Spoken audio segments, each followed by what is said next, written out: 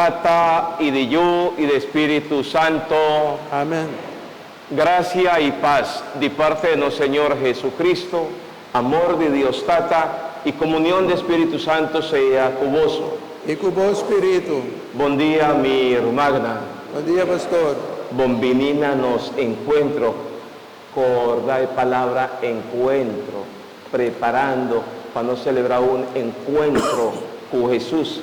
Y ahora en liturgia, Dios su palabra, que señanos companos topa con Dios y permitir Dios obra de nos cada uno su vida. Esa es la meta final de Turcos. La haga permitir Dios mover de nos cada uno su vida. Pues ahí nos está reconocer sin fallo nos debilidad nos picanan, ta estrobanos, para nos topa con Dios.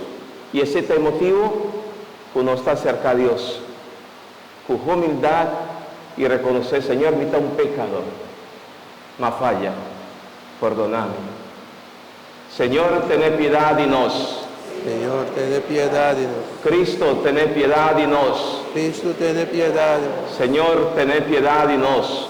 Señor, ten piedad de nos. Madre Dios Todopoderoso, por mostrarnos su misericordia, perdonarnos picanan y llévanos la vida eterna.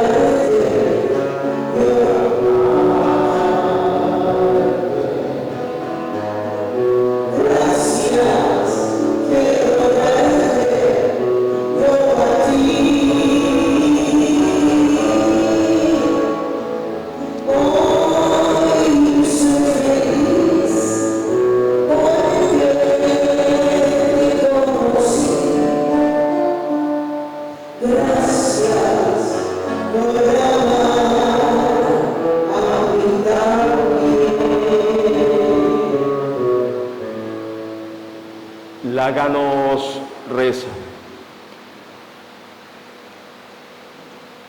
Dios Todopoderoso, cu gran fervor nos está preparando para vinimiento de vos único yo, laga vo gracia, hacinos dilante y acompañanos siempre. Dunanos tu ayudanza necesario, tanto para nuestra vida terrenal como para un futuro. Esa aquí nos ha pedido, para medio de vos, Jesucristo, nos Dios y Señor, que junto con Espíritu Santo da viva y reina del tur siglo, de siglo, nan. Láganos por favor, sienta un rato.